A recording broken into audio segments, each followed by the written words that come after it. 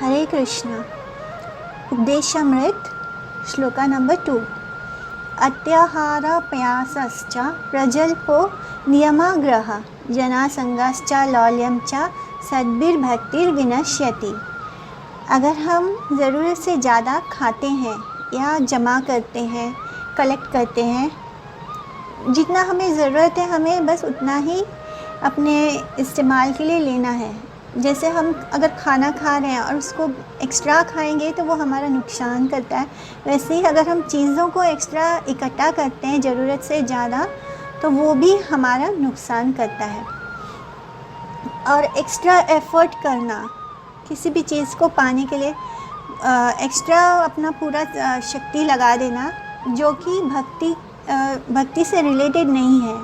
इस संसार के बारे में प्रजल्प करना, इस संसार की चीज़ों पर अपना ध्यान लगाना, बेकार की बातों में अपना ध्यान लगाना जिससे हमारा कुछ फ़ायदा होना नहीं है। जैसे कभी कभी हम लोगों के साथ बहस में पड़ जाते हैं। बहस दिखने में तो ऐसा लगता है कि हम भक्ति के किसी टॉपिक पर बहस कर रहे हैं, पर बोलते हम उस चीज़ से भटक जाते हैं और भक्ति का जो समय हमें भक्ति पर इस्तेमाल करना था उसको हमने क्या किया, हमने बेकार की बहस में उसको वेस्ट कर दिया। इसलिए गुरुजन क्या बोलते हैं कि अगर कभी कभी हमारी गलती ना हो तभी हमें सॉरी बोल के उस सिचुएशन को वहीं पे रोक देना चाहिए, ताकि वो जो समय है वो बहस में बेवजह बर्बाद ना हो और हम उस समय का इस्तेमाल अपनी भक्ति को, अपनी साधना को आगे बढ़ाने में करें।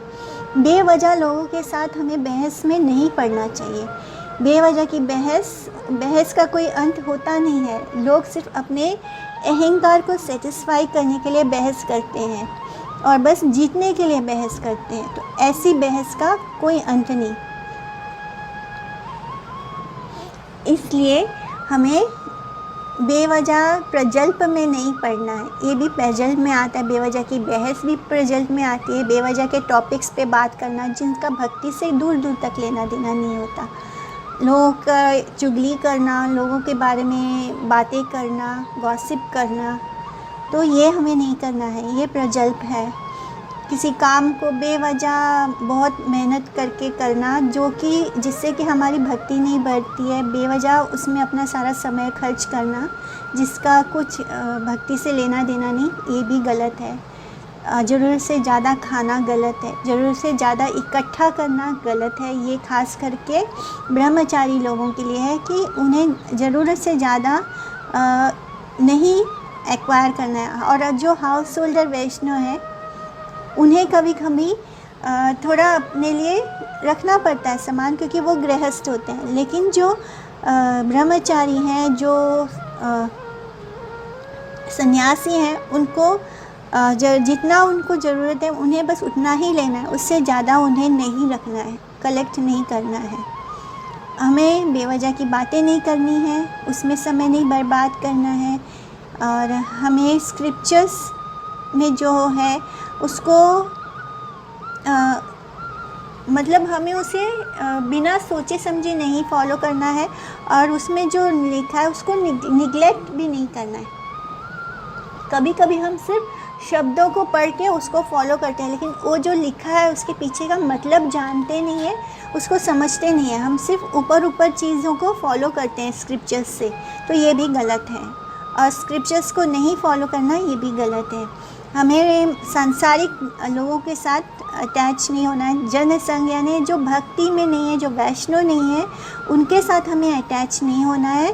हमें उनके साथ एसोसिएट भी नहीं करना है। अटैचमेंट हमारा सिर्फ कृष्ण के साथ होना चाहिए।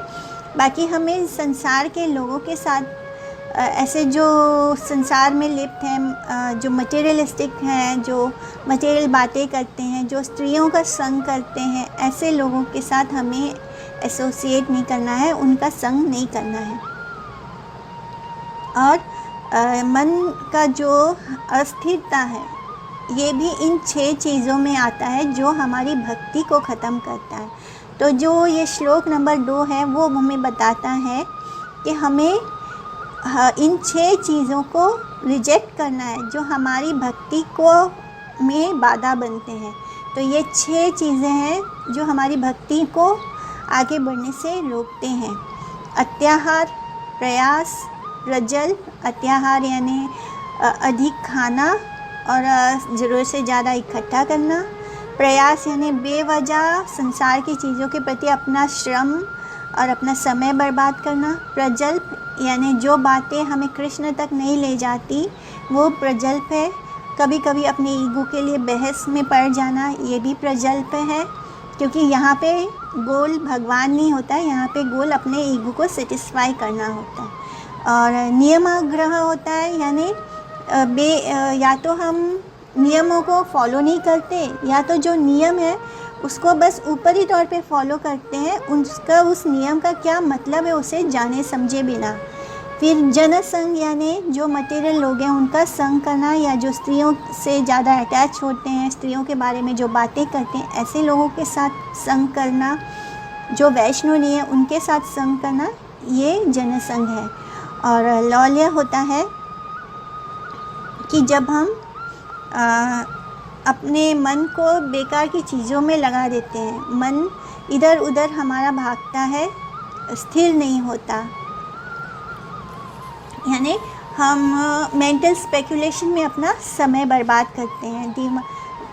जिस चीज़ में ज़रूरत नहीं है उस चीज़ की, जैसे हम बाल की खाल निकालने में बैठ जाते हैं, ये होता है मेंटल स्पेकुलेशन। तो ये था हमारे सेकेंड श्लोक का मतलब। हरे कृष्णा। जय श्री गुरुदेव, जय श्री प्रभुपाद।